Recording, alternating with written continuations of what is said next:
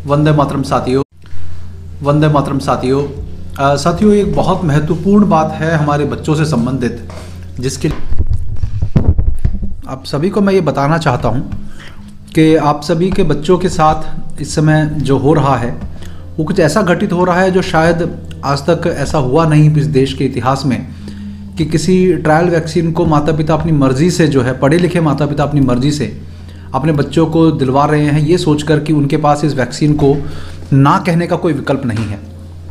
तो इसके लिए अवेकन इंडिया मूवमेंट टीम ने बहुत मेहनत के साथ एक लेटर तैयार किया है, जिसे आज हम एक आंदोलन शुरू करने जा रहे हैं, जिसमें आप सभी माता पिताओं का, जिम्मेदार नागरिकों का हमें सहयोग चाहिए। और हम चाहेंगे कि इस लेटर को, जो मैं आज ही जिसका हमने ड्राफ्ट किया है, उसकी मैं हिंदी आपको बताने वाला हूं, जिससे आपको समझ में आ जाए कि आप वास्तविकता में क्या आगे दे रहे हैं स्कूल्स को। उसका हिंदी ट्रांसलेशन में थोड़ा समय लगेगा, लेकिन तब तक एक वैक्सीन तो सबको लग चुकी है बच्चों को, ये दुर्भाग्य है देश का, लेकिन दूसरी वैक्सीन लगने का से पहले उनको ये बताना ज़रूरी है कि माता पिताओं के पास ये विकल्प है और स्कूल्स के पास और प्रशासन के पास उनकी जिम्मेदारी है कि वो बच्चों को इस वैक्सीन से होने वाले सभी अच्छे और बुरे जो इसके प्रभाव हैं उसको बताकर ही इस वैक्सीन को लगाने के लिए माता पिता को इसकी सहमति पत्र पर सिग्नेचर लेकर ये वैक्सीन लगाएं, और ये पूरा का पूरा जो है कानूनी दायरे के अंदर ये आएगा। तो इसका हिंदी में जो हमने किया है, जो लेटर था उसके कवरिंग लेटर जैसे आप देंगे, उसके ऊपर एक कवरिंग लेटर अपने साइन के साथ आप दे सकते हैं, जिसमें ये साफ साफ इसमें लिखा हुआ है कि माता पिता और जिम्मेदार नागरिकों के रूप में हम आपको स्कूलों द्वारा चलाए जा रहे कोविड टीकाकरण के संदर्भ में कुछ विशेष बातों से अवगत कराने के लिए लिख रहे हैं, जिसमें स्कूल की चिकित्सा संबंधी जो इस बार वैक्सीन का जो कार्यक्रम है, ऐसे आदर्श रूप में उसको चलाने की व्यवस्था स्कूल्स में नहीं हो सकती जब तक कि कोई आपातकाल की स्थिति की व्यवस्था पहले से ना हो। तो इसमें उनको ये निम्नलिखित जानकारी जो है शेयर करनी होगी। इन्फॉर्म्ड कंसेंट, जिसके बच्चों की मृत्यु भी हुई है, अभी एक केस जो है वो आया है जिसमें बच्चों की मृत्यु हुई है, तो वो बड़ा दुर्भाग्यपूर्ण है कि यदि एक भी बच्चे की मृत्यु होती है तो कहीं ना कहीं क्या एक बच्चे की मृत्यु से कोई प्रभाव नहीं पड़ता है, या कितने बच्चों की मृत्यु के बाद जो है इस वैक्सीन पर रोक लगेगी, या इस वैक्सीन को जो है जिस तरह से दिया जा रहा है उस तरीके पे ये विचार करेंगे। तो एमआर वैक्सीन के बारे में जो 2019 में कोर्ट के निर्देश दिए गए थे कि बिना इन्फॉर्म्ड कंसेंट के, तो आपको मैं इन्फॉर्म्ड कंसेंट का अर्थ बता देता हूँ पहले। तो ये जब उपभोक्ता के रूप में आपको अधिकारों की बात होती है, तो उसी तरह से आपको किसी भी प्रोडक्ट पे कोई आपके बच्चों के शरीर में डाला जा रहा है उसकी सभी जानकारी में होनी चाहिए। तो इन्फॉर्म्ड कंसेंट उसको कहा जाता है, इसका मतलब है कि एक तो है कंसेंट का मतलब सहमति, एक है इन्फॉर्म्ड कंसेंट। इन्फॉर्म्ड कंसेंट का अर्थ है कि आपको उस जो आपके शरीर में डाला जा रहा है, जिसे इस बार वैक्सीन डाली जा रही है, उसके सभी नुकसान, फायदे, इंग्रेडिएंट्स सब बताने की जो इनकी नैतिक जिम्मेदारी बनती है, कानूनी जिम्मेदारी बनती है, जिससे कि आप एक सही निर्णय ले सकें। केवल हाँ या ना पे साइन कर देना जो है वो पर्याप्त नहीं है।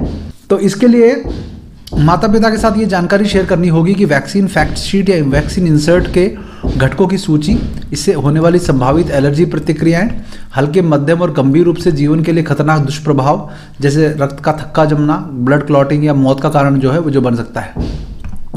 किसी प्रकार की एलर्जी या कुछ विशेष स्वास्थ्य कारणों के मूल्यांकन भी करना जरूरी होगा, जिससे कि वह व्यक्ति और विद्यार्थी शायद उसके लिए अयोग्य हो वैक्सीन लगाने के लिए, उसका भी मूल्यांकन करना आवश्यक होगा।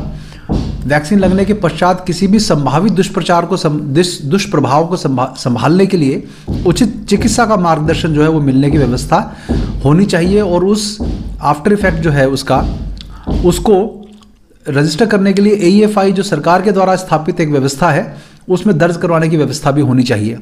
ऐसा नहीं कि आप केवल कुछ उसको वहीं का वहीं दबा दें, इसको रजिस्टर करना भी ज़रूरी है, उसका रिकॉर्ड रखना ज़रूरी है, रिपोर्टिंग करना ज़रूरी है।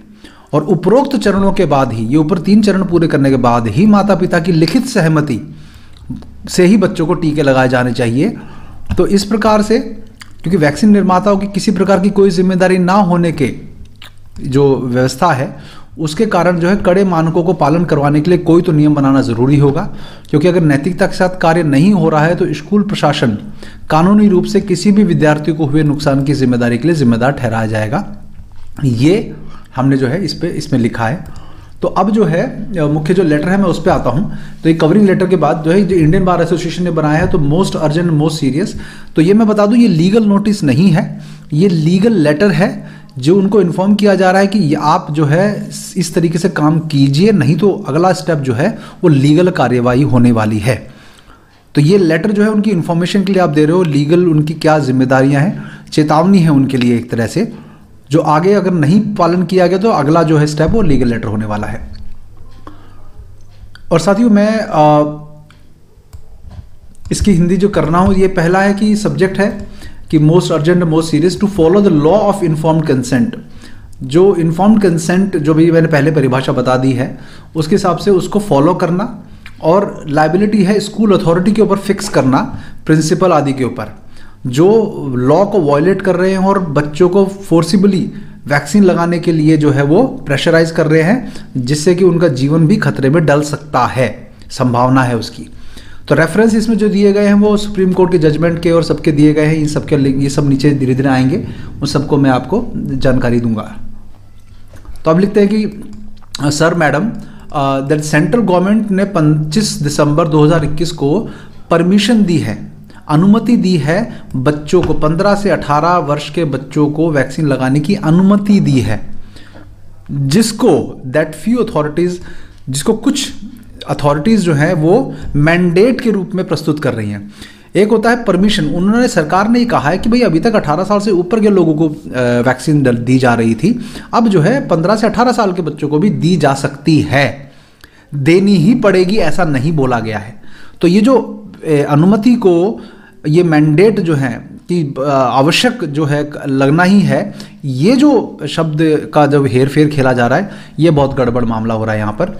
तो इट इज़ इनकरेक्ट, जो कि गलत है, कंप्लीटली रॉन्ग एजम्पशन है, अंदाज़ा गलत लगाया गया है उस परमिशन का, उन शब्दों का। In fact the experimental corona vaccine, जो एक्सपेरिमेंटल कोरोना वैक्सीन है, ये कंप्लीटली वॉलंटरी है, पूर्णतः स्वैच्छिक है, अपनी इच्छा है, आप ले सकते हैं, नहीं ले सकते, यानी नो मैनर, किसी भी रूप में प्रत्यक्ष या परोक्ष रूप से, डायरेक्टली और इनडायरेक्टली ये कंपलसरी नहीं की जा सकती। अब आगे इसमें लिखते हैं कि एफिडेविट जो है, जो सत्येंद्र सिंह है, अंडर सेक्रेटरी है हेल्थ मिनिस्ट्री ऑफ इंडिया, 8 अक्टूबर 2021 को इन्होंने बॉम्बे हाई कोर्ट में एक रिट पिटीशन 1820 जो नंबर है रिट पिटीशन की, उसमें क्लियरली ये कहा कि कोविड-19 vaccination all citizen of India, Bharat के सभी नागरिकों के लिए स्वैच्छिक है। मिनिस्ट्री ऑफ हेल्थ और फैमिली वेलफेयर गवर्नमेंट जो है वो कोई फॉर्मुलेट ऐसा वो पॉलिसी नहीं बनाई है जिससे कि वैक्सीन लगे हुए स्टेटस के हिसाब से कि आपको वैक्सीन लगी है या नहीं ली है उसके हिसाब से आपके पास साथ भेदभाव किया जाए, ऐसा कोई पॉलिसी नहीं बनाई है। ये सेंट्रल गवर्नमेंट के अंडर सेक्रेटरी, बहुत बड़ी पोस्ट होती है, अंडर सेक्रेटरी के द्वारा दिया गया जो है ये हलफनामा है, एफिडेविट है, 8 अक्टूबर 2021 को सत्येंद्र सिंह द्वारा। तो रेलेवेंट पैरा उस एफिडेविट के अंदर जो है, जो पूरा एफिडेविट तो नहीं बता रहा हूँ, लेकिन उसमें जो रेलेवेंट इस स्कूल की वैक्सीनेशन से संबंधित है वो मैं आपको पर उसकी हिंदी बता देता हूँ। That is it is further humbly submitted that the direction and guidelines released by the government of India and Ministry of Health and Family Welfare। तो इसमें ये कि उसके अंदर ये साफ साफ लिखा हुआ है कि जो मिनिस्ट्री ऑफ हेल्थ और फैमिली वेलफेयर है वो किसी भी रूप में जो है वैक्सीन को कंपलसरी नहीं करती है, और वैक्सीनेशन जो है पूरा वॉलंटरी है। मिनिस्ट्री ऑफ हेल्थ और family welfare formulated any policy जो ऊपर भी बताया गया वही है, that it is duly advise. और ये ministry of health and family welfare के द्वारा अच्छे, देखिए ये भी झूठ है एक तरह का, क्योंकि उन्होंने इस तरह का कोई विज्ञापन कहीं प्रचारित नहीं किया है कि ये कि वॉलंटरी है इस बारे में, लेकिन कह रहे वो अच्छे तरह से हमने एडवाइस भी किया है लोगों को, एडवर्टाइज भी किया है और कम्युनिकेट किया है मिनिस्ट्री ऑफ हेल्थ के द्वारा प्रिंट और सोशल मीडिया प्लेटफॉर्म पे कि सभी सिटीजन्स को, सभी नागरिकों को वैक्सीन लेना चाहिए। लेकिन इसका मतलब ये बिल्कुल नहीं है कि सबको वैक्सीनेशन लेना ही पड़ेगा या उनके साथ ज़बरदस्ती की जाएगी बिना उसकी आज्ञा के। ये साफ साफ इन्होंने हल्फनामे में लिखा है। हालांकि इन्होंने इस बात को अच्छे से प्रमोट नहीं किया कि वो वैक्सीन के लिए फोर्स नहीं किया जा सकता, किसी भी ऐड में आप देख लीजिए। अब रिसेंटली 28 नवंबर 2021 को एक काउंटर एफिडेविट फाइल हुआ ऑनरेबल सुप्रीम कोर्ट में, जहां डॉक्टर PBN प्रसाद के द्वारा, जो director general of health services के हैं, ministry of health and family welfare, it is once again reiterated the vaccine is not link to any benefits. तो उन्होंने ये 28 नवंबर को भी अभी हाल में ही जो है फिर से ये जो जॉइंट ड्रग कंट्रोल PBN प्रसाद है, उन्होंने कहा कि किसी प्रकार के कोई बेनिफिट से वैक्सीनेशन का कोई लिंक नहीं है, ये उन्होंने लिखा। तो it is so far petition submission, ये पूरा का पूरा जो है हाउएवर इट इज़ एम्फेसाइज्ड, ये उन्होंने लिखा साफ साफ कि ऑपरेशनल गाइडलाइंस जो हैं उसके हिसाब से वैक्सीन वॉलंटरी है, ये साफ साफ लिखा हुआ है। और हाउएवर उसी एफिडेविट का, काउंटर एफिडेविट का जो है ये दिया गया 64 नंबर जो उन्होंने पॉइंट दिया हुआ है। ये एम्फेसाइज कर रहे हैं हम और एंकरेज कर रहे हैं कि सभी लोगों को वैक्सीन लेना चाहिए, क्योंकि वो उसके इंटरेस्ट में है, क्योंकि ये एक पेंडेमिक का केस है, लेकिन ज़बरदस्ती नहीं कर सकते। और कि उसकी ख़राब हेल्थ जो है वो डायरेक्ट सोसाइटी पे प्रभाव डालती है, ये सब उन्होंने बकवास लिखी। Covid vaccination is also not link to any benefit और सर्विसेज, किसी भी प्रकार की सेवा सुविधाओं से वंचित आपको नहीं किया जा सकता, इसका मतलब ये है। Therefore any submission made by petitioner to the contrary in so far as the answer respondent is denied. तो उन्होंने ये लिखा कि ये इस तरह के अगर कोई पिटिशन जारी दे रहा है कि भाई हमें सेवाओं से वंचित किया जा रहा है, तो वो बिल्कुल गलत है, ऐसा कुछ नहीं है। तो ये इस तरह का मतलब लीगली वो अपने आप को बिल्कुल सेफ रख रहे हैं, लीगली उन्होंने अपने आप को बिल्कुल पाक साफ रखा हुआ है कि भाई हमने किसी प्रकार की ज़बरदस्ती नहीं कर रहे हैं। हालांकि ज़मीनी स्तर पे सच्चाई बिल्कुल अलग है, ये आप सबको भी पता है। अब इसके बाद अगला पॉइंट ये है कि एज़ पर लॉ, जो हम स्कूल वालों को बता रहे हैं कि as per law vaccines mandate नहीं की जा सकती किसी भी अथॉरिटी के द्वारा। तो ये Meghalaya versus state of Meghalaya का जो एक था उसके अंदर ये common cause versus union of India में ये साफ साफ आदेश दिया गया था that few authorities and school administration are threatening the children. कुछ अथॉरिटी और स्कूल एडमिनिस्ट्रेशन बच्चों को वैक्सीन लगाने के लिए धमकी दे रहे हैं कि वो स्कूल में नहीं आ पाएंगे या फिर एग्ज़ाम में नहीं बैठ पाएंगे। ये भी बिल्कुल गलत है जो हो रहा है। That above said act is not only, ये जो ऊपर किया जा रहा है कि वो अगर स्कूल में नहीं आने देंगे या एग्ज़ाम में नहीं बैठने देंगे, तो ये ना केवल इलीगल है बल्कि एक जुर्म है, अपराध है। सेक्शन 166, 188, 381, 342, 120B, 34, 109 IPC के धारा के अनुसार।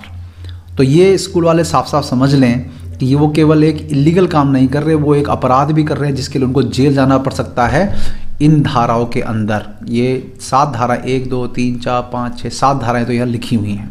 तो इन धाराओं को अपने आप पढ़ लें तो उनको अपने आप समझ में आ जाएगी कि क्या धाराएं हैं। वैक्सीन्स जो हैं फेटल साइड इफ़ेक्ट्स भी हो रहे हैं कुछ केसेस में। एक तो कल ही आया है कि एक 16 साल के बच्चे का, छात्र का जो है वो देहांत एक ही दिन में हो गया, उसकी मृत्यु हो गई, वैक्सीन लगाने के बाद हुई है। जो उसका पिता के रोते हुए वीडियो अभी थोड़े दिन पहले हमने अभी आज ही शेयर किया है। Which can not B predicted by anyone in advance, कि अगर कोई फेटल साइड इफ़ेक्ट्स है तो वो एडवांस में प्रिडिक्ट नहीं कर सकते। और भी कई serious life long side effects हैं जो प्रिडिक्ट नहीं किए जा सकते, वो वैक्सीन्स के हैं।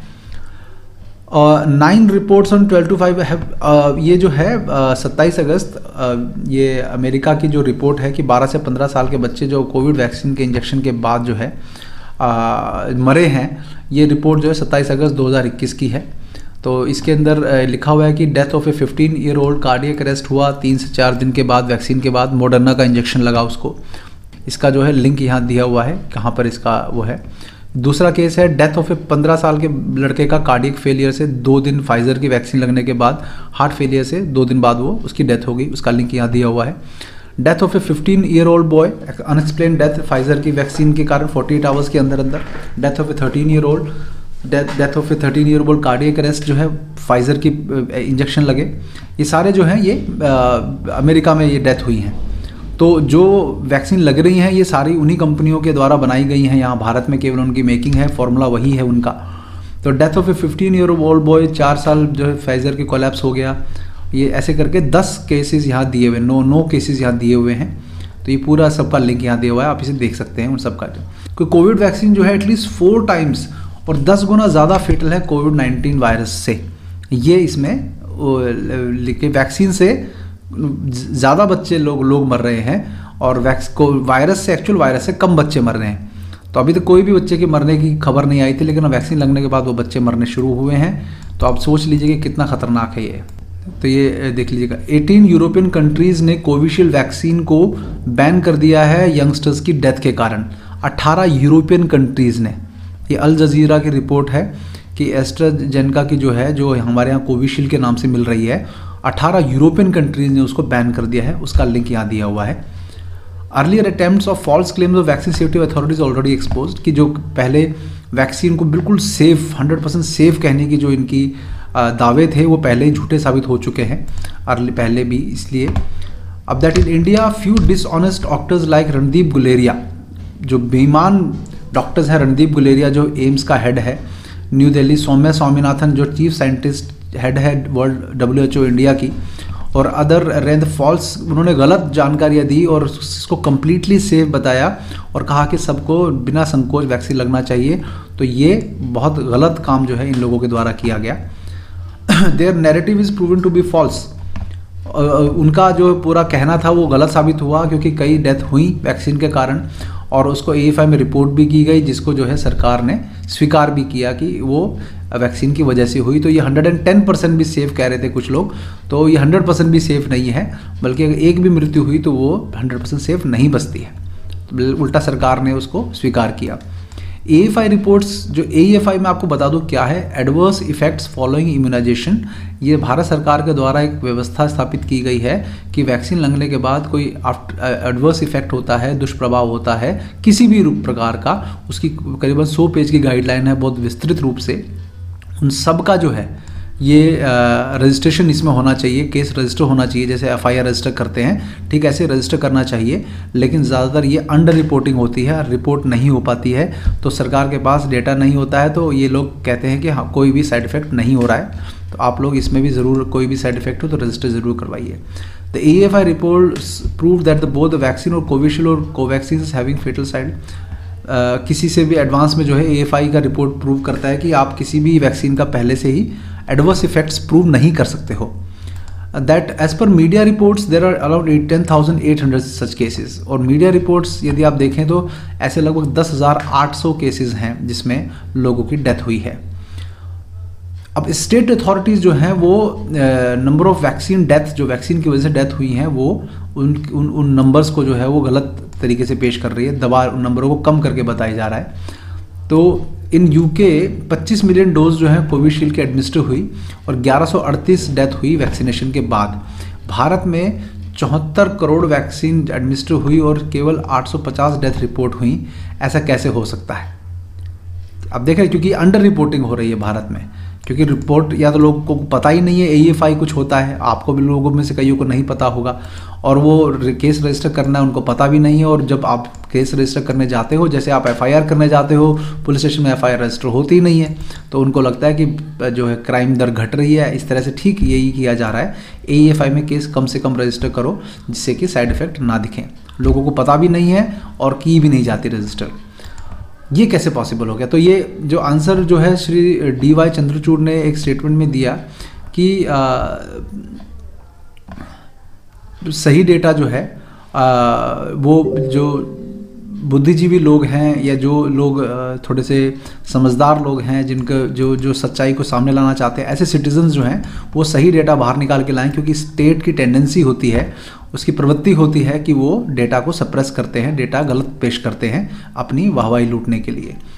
तो ये चंद्रचूड़ जो है जस्टिस ने ये बात साफ साफ बोली, कड़वी बात है ये।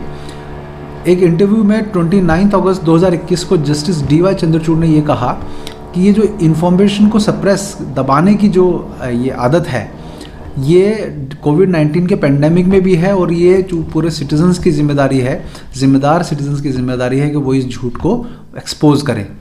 तो उसकी स्पीच की जो एक वो यहाँ ये दिया गया है, तो ये पूरा उसी बारे में जो अभी मैंने आपको बताया, तो ये आप पढ़ सकते हैं इसको।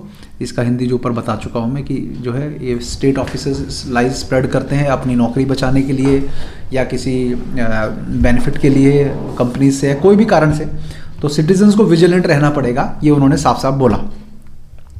तो ये बहुत महत्वपूर्ण बात है जो उन्होंने बोली, जिसको हमें ध्यान देना है। सो डिसऑनेस्टी ऑफ स्टेट अथॉरिटीज़ ये है, ये साफ साफ साबित हो जाती है नीचे वाले डेटा से भी, जिसमें AFI कमेटी जो है वो केवल 4 डेथ जो है वैक्सीन से एक्नॉलेज करती है।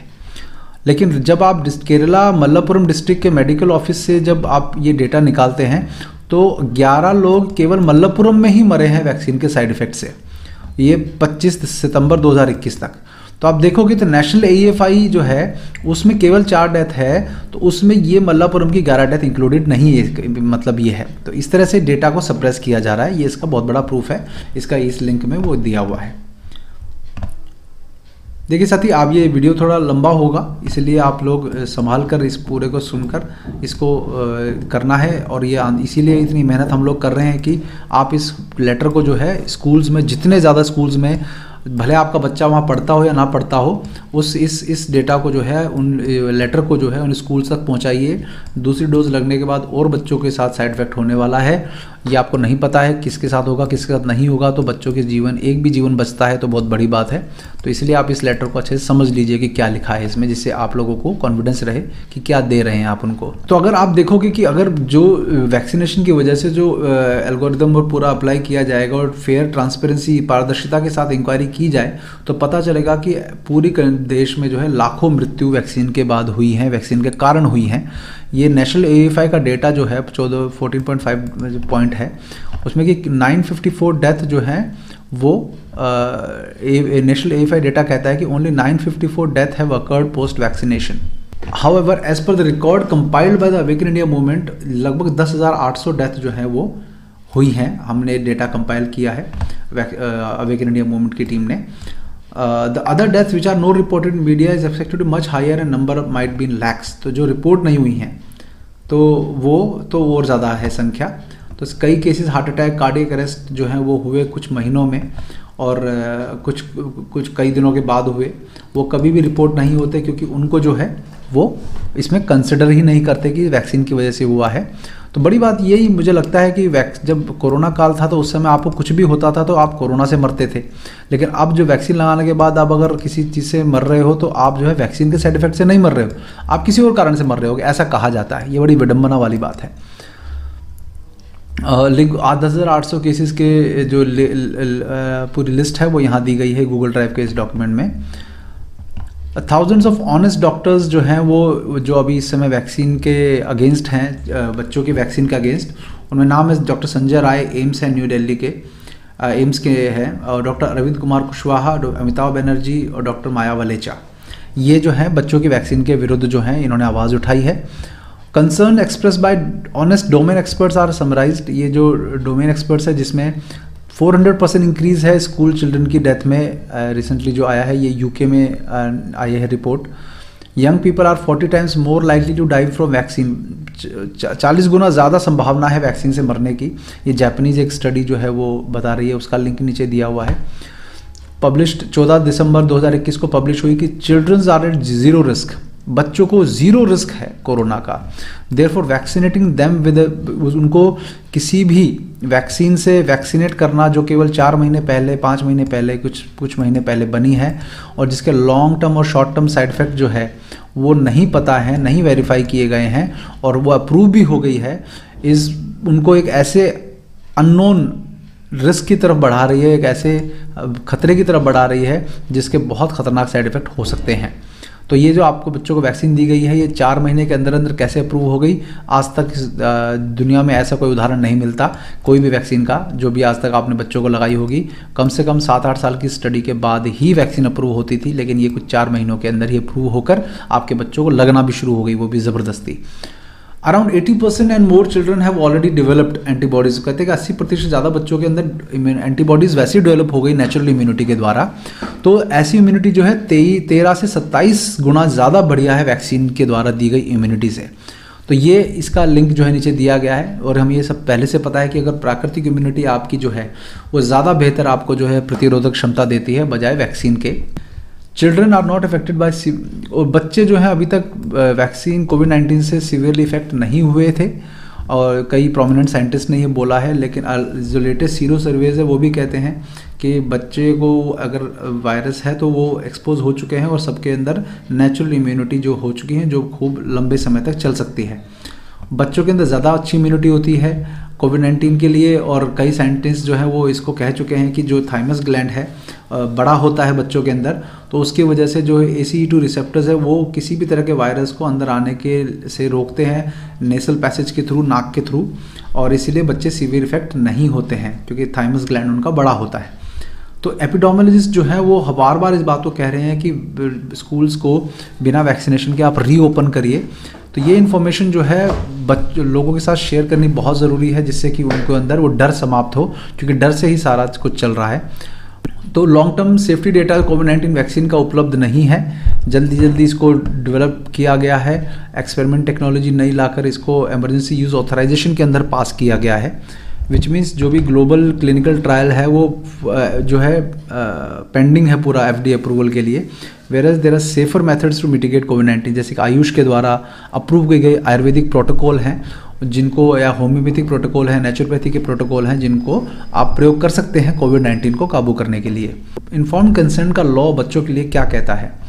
तो ये इमरजेंसी यूज़ की ऑथराइजेशन इसको दी गई है, और ये एक्सपेरिमेंटल वैक्सीन है और ये भी क्लिनिकल ट्रायल के स्टेज पे है।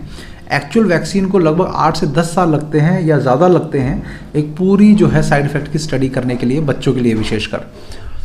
Children can not be given vaccine और any treatment without written consent. बच्चों को माता पिता की लिखित सहमति के बिना किसी भी प्रकार का कोई वैक्सीन या ट्रीटमेंट नहीं दिया जा सकता। ये लॉ है, इन्फॉर्म्ड कंसेंट का जो नियम है वो ये है। In master Haridhan Kumar versus union of India 2019 का केस है, उसमें ये रूलिंग आई थी कि द कंडेंशन 2019 का ये केस था, तो इसको आप ध्यान से सुनिएगा जो मैं बोलने वाला हूँ। MR कैंपेन आपको मीजल्स और रूबेला जो है, मीजल और रूबेला जो है उसका कैंपेन चलाया गया था सरकार के द्वारा। तो सरकार ने क्या बोला था ये आपको जानकर हैरानी होगी। उन्होंने कहा था कि यदि हम लोग पेरेंट्स को और गार्जियंस को सभी प्रकार के साइड इफ़ेक्ट वगैरह एडवर्टाइजमेंट में बताएंगे तो उससे वो MR कैंपेन के प्रति उनके अंदर उदासीनता आएगी और वो इस कैंपेन को सपोर्ट नहीं करेंगे, तो इसलिए वो उसको अवॉइड किया उन्होंने। आप समझ रहे इस बात को कि वैक्सीन के साइड इफ़ेक्ट बताने से किसी कैंपेन में उदासीनता ना आ जाए, इसके लिए इन्होंने उसको वैक्सीन के साइड इफ़ेक्ट लोगों को बताने ठीक नहीं समझे, उचित नहीं समझे। तो अब एंटायर ऑब्जेक्ट की नेसेसरी इन्फॉर्मेशन जो है वो लेने चाहिए उनको, और जिससे कि माता पिता जो है एक सही निर्णय ले सकें। जैसे आप कहते हैं ना, आप किसी को पसंद करने गए, लड़का लड़की को देखने गए, तो आप केवल कि आपको हाँ या ना करना है, तो आप लेकिन उसके बारे में कुछ पूछेंगे ना, भाई क्या करती है, कैसे है, लड़के के बारे में पूछेंगे, परिवार के बारे में पूछेंगे, तो वो इन्फॉर्म्ड कंसेंट होता है। फिर तो आप सिर्फ हाँ या ना करने के लिए नहीं जाते कि बस देखा और हाँ ना कर दिया, आप जानकारी लेते हैं, पूछते हैं। ठीक वैसा ही इसके बारे में भी है। तो in view of the above it is directed, तो एंड में क्या उन्होंने डायरेक्ट किया कि MR vaccine will not be administered to those students and parents जिन्होंने अपना कंसेंट नहीं दिया है, उन बच्चों को वैक्सीन जो है नहीं लगेगी MR की, मीजल्स और रूबेला की। तो ये सेट जो वैक्सीन है वो एडमिनिस्टर तभी की जाएगी जब पेरेंट्स जो हैं वो अपना कंसेंट जो है वो कंसेंट फॉर्म पे साइन करके देंगे। अगर आप उनको कांटेक्ट करते हो, अगर किसी पेरेंट को और वो फ़ोन नहीं उठाता है, तो भी आप उसकी ना समझोगे जब तक कि वो इंडिकेट ना कर दे कि भाई मैं देना चाहता हूँ। ये सहमति लेने के बाद ही आप जो है पेरेंट्स का ये कर सकते हैं, ये इसमें कहा गया। तो डायरेक्टरेट ऑफ फैमिली वेलफेयर जो है वो एक क्वार्टर पेज एडवर्टाइजमेंट जो है वो न्यूज़पेपर में देगा, indicated by respondent, Hindustan times, times of India, या किसी में भी। एंड और एडवर्टाइजमेंट क्लियरली ये मेंशन करेगा कि जो साइड इफ़ेक्ट वगैरह जो हैं क्या हैं, वो जो department of preventive medicine AIIMS के द्वारा जो बताए गए हैं, फाइनलाइज किया जाएगा, वो साइड इफ़ेक्ट और कॉन्ट्राडिक्शंस जो हैं, कॉन्ट्रा इंडिकेशंस जो है वो उसमें फाइनलाइज बताए जाएंगे। नो वन कैन आस्क, ये 18 पॉइंट भी महत्वपूर्ण है कि कोई भी पेरेंट्स को वैक्सीनेशन ना लेने के लिए कारण बताने के लिए बाध्य नहीं कर सकता कि अगर आप नहीं ले रहे हो तो उसका रीज़न बताओ, ये नहीं कह सकते आप। ये नियम है इसका कि इंडिविजुअल के पास एक जो है मेंटल स्टेट उसका ऐसा है कि वो अपने मेडिकल ट्रीटमेंट एक्सेप्ट करने के योग्य है या मना करने के योग्य है, तो उसको जो है वो रिफ्यूज़ कर सकता है अनकंडीशनली। कोई कंडीशन नहीं है कि मैं रिफ्यूज़ कर रहा हूँ तो क्यों कर रहा हूँ, ये नहीं, मैंने मना कर दिया, नहीं लेना चाहता, बस ख़त्म बात। तो neither the law nor the constitution compel an individual, ना तो कानून ना संविधान किसी व्यक्ति को इसके लिए बाध्य नहीं कर सकता जो कि अपने निर्णय लेने में सक्षम है। किसी मेडिकल ट्रीटमेंट को ना लेने के कारण को बताने के लिए वो बाध्य नहीं है, वो कोई मेडिकल ट्रीटमेंट नहीं लेना चाहता तो बस नहीं लेना चाहता। इसके बाद 19 पॉइंट आता है liability of school and other authorities under criminal civil law. तो अब ये वैक्सीन वो लोग लगवा रहे हैं, उसके अंदर स्कूल्स की और अथॉरिटीज़ जो हैं, अदर अथॉरिटीज़ हैं, उनके लिए क्रिमिनल और सिविल लॉ क्या कहता है, ठीक है ना। तो दोनों के अनुसार, दोनों कानून के अनुसार जो है उनके ऊपर क्या लाइबिलिटीज़ हैं वो यहाँ बताई गई हैं। तो इसमें पहला बताया गया है कि हाई कोर्ट के जो registrar general high court of Meghalaya, उसमें ये बताया गया 2021 में ही ये हुआ था कि thus by the use of force through deception if an unwilling capable adult is made to have the flu vaccine would be considered both a crime. कि किसी भी प्रकार का बल प्रयोग करके या झूठ बोलकर आपको यदि वैक्सीन लगाया जा रहा है किसी सक्षम व्यक्ति के, एलिजिबल व्यक्ति के, तो वो क्राइम भी है और वो गलत भी है, सिविल रॉन्ग भी है पूरे के लिए। तो ये एयरडेल का जो है NHS का जो है केस है, उसका पूरा 30 ईयर्स अगो का है कि कोएर्सिव एलिमेंट ऑफ वैक्सीन, ये पूरा इसमें लिखा गया है कि आपको कि वैक्सीन जो है ज़बरदस्ती नहीं लगाया जा सकता। ये बहुत लंबा चौड़ा, इसमें हमने पहले मेघालय हाई कोर्ट वाला जो मैंने हिंदी में बनाया था उसमें पूरे में मैंने ये बड़ा खुल के बताया था इस बारे को। किसी अथॉरिटी के द्वारा कोई भी किसी भी रूप में अगर वो शामिल है तो वो मेन ऑफेंडर जो है, मुख्य जो अभियुक्त है, उसके जितनी ही सज़ा मिलने का उसको प्रावधान है। ऑनरेबल सुप्रीम कोर्ट ने स्टेट ऑफ ओडिशा वर्सेस प्रतिमा मोहंती जो है 2021 में ये इन्होंने जज दिया था supreme court. Every person joining the conspiracy is liable. जो भी इस कॉन्स्पिरेसी को ज्वाइन कर रहा है वो हर कोई इसका अंडर मैं ये जो बता रहा हूँ, मैं फिर से बीच में बता दूँ, ये पूरा जो जानकारी मैं आपको दे रहा हूँ इसलिए दे रहा हूँ कि ये लेटर आप सब ने अपने स्कूल्स, अपने आसपास के स्कूल्स में देना है कवरिंग लेटर के साथ, और अवेकन इंडिया मूवमेंट की तरफ से देना है ये प्रिंट आउट लेकर, जिससे कि अगले आने वाले वैक्सीन के लिए स्कूल्स को पता होना चाहिए कि अगर वो कंसेंट नहीं लेंगे, इन्फॉर्म्ड कंसेंट नहीं देंगे तो उनके ऊपर क्या क्या एक्शन लिया जा सकता है। Under these circumstances it is clear that the authorities, जो प्रशासन है, प्रिंसिपल है, स्कूल मैनेजमेंट है, मिनिस्टर्स हैं, जो भी वैक्सीन को प्रमोट कर रहे हैं वो उनको बचना चाहिए किससे, कोई भी ऐसा एक्ट जिसके कारण जो है वो लॉ और कॉन्स्टिट्यूशन की कोई भी व्यवस्था को जो है वो उसके विरुद्ध जो है कार्य कर रहे हैं, उसके खिलाफ किसी प्रकार का जो प्रमोशन वैक्सीन का यदि वो कर रहे हैं जो लॉ तोड़ता है और संविधान का उल्लंघन करता है, उससे उनको बचना चाहिए। ये बताने की ज़रूरत नहीं है कि कोई भी अथॉरिटी और स्कूल का स्टाफ जिसको कोई भी अनलॉफुल, कोई भी गैरकानूनी या अनकॉन्स्टिट्यूशनल ऑर्डर जो है फॉलो करने की ज़रूरत नहीं है जो सीनियर गवर्नमेंट ऑफिसर्स के द्वारा दिया गया है, even by the court if constitutional provisions are vitiated. अगर कॉन्स्टिट्यूशनल अधिकार, हमारे संवैधानिक अधिकार, उसके कारण उनका हनन होता है तो किसी को भी ये ज़रूरी नहीं है कि वो अनलॉफुल ऑर्डर्स अथॉरिटी के द्वारा दिए गए उनको लागू करवाए। ये बहुत स्पेसिफिकली बोला गया, हमें तो ऑर्डर आया है जी, ये बोल देते हैं ना बड़े आराम से, हमें तो ऑर्डर आया है जी ऊपर से। तो आपको ऑर्डर कल को बच्चों की हत्या का आ जाएगा तो आप मना करेंगे ना अनलॉफुल काम करने से। तो आपको अब ये वैक्सीन लगना बड़ा उनके भलाई लग रही है तो आप ये नहीं कर सकते, और ज़रूरत नहीं है करने की अगर आपको लगता है कि गलत है, ये नियम के अनुसार नहीं हो रहा है। तो इफ़ कोई भी अनकॉन्स्टिट्यूशनल और इलीगल ऑर्डर फॉलो करेगा तो वो भी उस ऑफेंस का, उस जुर्म का हिस्सा माना जाएगा। ये नंदिनी सतपथी वर्सेस PL दानी 1978 के केस में ये सुप्रीम कोर्ट ने डाला गया था। आई होप सिंसियरली एंड अर्ज एवरीवन, इसमें लिखा है कि हम ये बड़े विनम्रता से सबको ये निवेदन करते हैं कि किसी भी प्रकार का कोई डिसीजन या इंडल्ज मत होइए नेग्लिजेंस, केयरलेसनेस में या ओवर एंथुजियाज्म में जिससे बच्चों की ज़िंदगी खतरे में डल जाए कि अरे ये तो बहुत ज़बरदस्त काम हो रहा है। मैं अभी गया था DPS स्कूल में, वहाँ का प्रिंसिपल जो है वो ये कह रहे थे कि ये एक उत्सव के रूप में हम मना रहे हैं। तो किसका उत्सव मना रहे हो? एक भी बच्चे की डेथ होगी तो क्या होगा आपके? कोई आप स्कूल में कोई उत्सव मना रहे हो और एक बच्चे की डेथ हो जाए उत्सव में, तो आप फिर वो उत्सव नहीं रह जाता। वो एक भी बच्चे की मृत्यु जो है, जो उस परिवार का क्या हाल होगा ये सोचिए। तो ये काहे का उत्सव है ये? तो बच्चे हमारे भविष्य हैं, वो किसी भी रूप में उनकी हमें सुरक्षा करना ज़रूरी है। तो children, once the order are given experimental corona vaccine then there is no process for reversing the effect. अब एक्सपेरिमेंटल कोरोना वैक्सीन दे दी गई है तो कोई उसका इफेक्ट रिवर्स करने का प्रोविज़न नहीं है। तो ये वैक्सीन जो है वो हार्मफुल हो गए।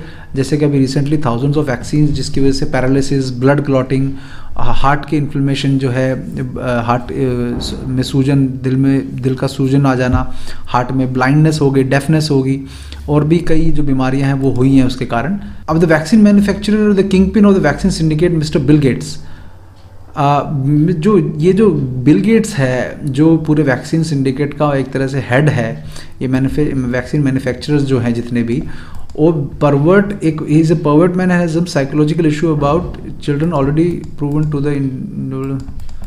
तो ये कई पहले भी बिल गेट्स के द्वारा जो है एक कुछ साइकोलॉजिकल इशू है इसको बच्चों के बारे में, जिसके कारण ये भारत में बच्चों के मर्डर केस में पहले भी इन्वॉल्व हो चुका है।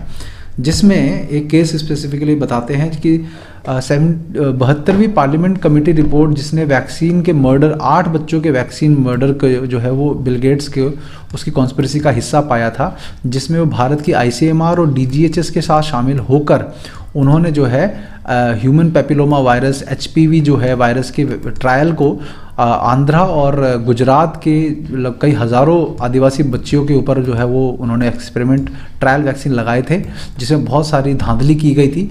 तो ये कॉन्स्टिट्यूशनल बेंच जो सुप्रीम कोर्ट का है, Kalpana Mehta versus union of India 2018 में ये चल रहा है केस अभी भी। तो ICMR जो आजकल इतना हर चीज़ में कोरोना के टाइम पे बढ़ चढ़ कर जो अपने निर्णय सुनाता रहता है, उसके ऑफिसर्स जो हैं वो एक अनऑथोराइज तरीके से उन्होंने MOU जो है साइन किया 2007 में, और जो एक्चुअल अप्रूवल जो है 2008 में हुआ। तो 2007 में अप्रूवल उन्होंने MOU भी साइन कर लिया, अप्रूवल वैक्सीन के अप्रूवल से पहले ही। तो इस तरह का जो है भ्रष्टाचार वहाँ पर हुआ। तो डिसीजन ऑफ ICMR ये है, ये पूरा जो है यूनिवर्सल जो इम्यूनाइजेशन प्रोग्राम जो है वो ICMR ने इस ड्रग को जो है, जो इनका यूनिवर्सल UIP का प्रोग्राम था, यूनिवर्सल इम्यूनाइजेशन प्रोग्राम था, उसमें जो है इसको इंक्लूड करने का भी जो है पूरा डिसीजन ले लिया था बिना किसी इंडिपेंडेंट स्टडी के, जिसमें कि उसका मुख्य उद्देश्य क्या था वो बहुत जो है विचारणीय है, वो आप सब समझते हैं किस बारे में। पैराग्राफ में जो है फिर कंक्लूजन जो है एंड में यही है कि vaccinating children is an unscientific and illogical decision, ये हम उनको कंक्लूड करना चाह रहे हैं। कोई भी अथॉरिटी किसी प्रकार की कंडीशन वैक्सीन लगाने के लिए इम्पोज नहीं कर सकती। Forcing to get vaccinated to avail certain services is a civil wrong. किसी प्रकार की सर्विस को लेने के लिए आपको जो है वैक्सीन को फोर्स करना जो है एक क्रिमिनल और सिविल दोनों तरफ से, जिसमें आपको कंपनसेशन भी मिलेगा और सज़ा भी होगी। ये दोनों जो है under section 166, 188, 341, 342, 109, 323, 336, 511, 115, 120B, 34, 52 etcetera of IPC और section 51B, 55 of disaster management act के अंडर जो है आपको जो है कंपनसेशन देने का भी प्रोविजन उसमें है। अगर कोई बच्चा वैक्सीनेशन की वजह से उसकी मृत्यु हो जाती है तो कंसर्न डॉक्टर या जो अथॉरिटीज़ हैं वो मर्डर जो है मर्डर के चार्ज पे उनको पनिशेबल धारा 302 के अंदर जो है वो IPC की धारा 302 के अंदर उनको ऊपर हत्या का चार्ज लगेगा। एक्सेप्ट द रिटर्न, बिना पेरेंट्स की रिटर्न लिखित सहमति के बच्चों को वैक्सीन नहीं लगवाना है। इन्फॉर्म्ड कंसेंट, सिर्फ कंसेंट नहीं, इन्फॉर्म्ड कंसेंट पेरेंट्स का मैंडेटरी है, ज़रूरी है। डॉक्टर्स और public authorities promoting vaccine are bound to explain. जो भी डॉक्टर्स या पब्लिक अथॉरिटीज़, चाहे DM हो, चाहे राज्य की प्रशासन हो, चाहे चीफ मिनिस्टर हो, कोई भी राज्य सरकार हो, जो भी वैक्सीन को प्रमोट कर रही हैं उनको एक्सप्लेन और पब्लिश करने का पूरा जो है उनकी जिम्मेदारी बनती है कि इससे डेथ भी हो सकती है और अदर साइड इफेक्ट भी हो सकते हैं, ये पब्लिश करना पड़ेगा उनको। Without such publication and without giving full information, बिना इस तरह का प्रकाशित किए बिना और पूरी इन्फॉर्मेशन दिए बिना कोई भी बच्चा यदि वैक्सीनेट किया जाता है तो वो एक ऑफेंस है और पनिशेबल है under section 420, 120B, 34 of IPC। तो ये इतनी सारी धाराएं उस पर लग जाएंगी। अगर उस प्रोसिक्यूशन में विक्टिम्स के जो पेरेंट्स हैं वो डिमांड कर सकते हैं कंपनसेशन किसी भी अमाउंट पे विदाउट पेइंग कोर्ट फी दे बिना जो है सेक्शन 357(3) ऑफ जो है CCP को है, कोड क्रिमिनल